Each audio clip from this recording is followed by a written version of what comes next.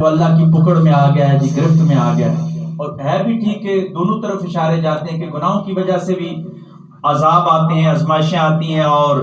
انسان کے درجات کی بلندی کی وجہ سے بھی اللہ تبارک و تعالیٰ آزمائشیں بھیجتے ہیں۔ تو کسی بزرگ سے کسی نے پوچھا، بزرگ بھی کون تھے؟ ہمارے اپنے خواجہ صاحب کے خواجہ عبدالخیر صاحب، ان سے کسی نے پوچھا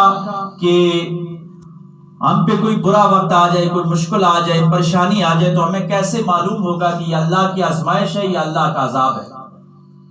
تو آپ نے فرمایا کہ اگر تو اللہ کا ذکر کرنا شروع کر دے، یعنی آزمائش تو آئے لیکن اس کی وجہ سے تو دین سے دور نہ ہو جائے، بلکہ تو دین پہ ثابت قدم رہے، تو اللہ اللہ کرتا رہے، تو سمجھ لے کہ یہ آزمائش ہے، یہ کیونکہ آخرت کا گھاٹا نہیں، تیرے درجات بلند ہو رہے ہیں، کیونکہ اللہ آخرت میں انسان کو بعض اوقات بلند مقام تک پہنچانا چاہ رہا ہوتا ہے، اس کی نفلی عبادتوں میں یا کسی چیز میں کمزوری ہوتی ہے، اللہ آزمائش کے ذریعے اس کے درجات بلند کرتا ہے تاکہ قیامت کے دن وہ بلند مقام پہ فائز ہو۔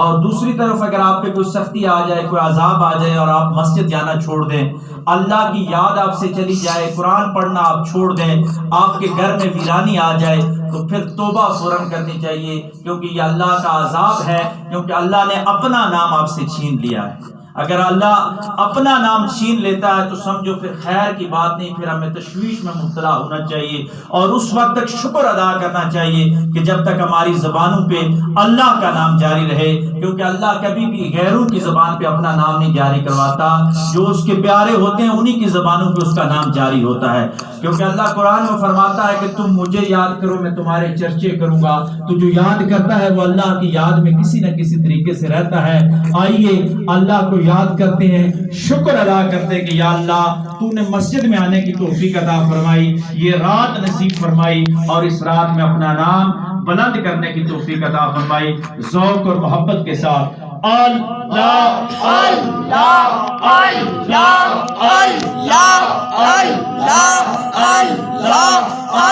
اللہ اللہ اللہ اللہ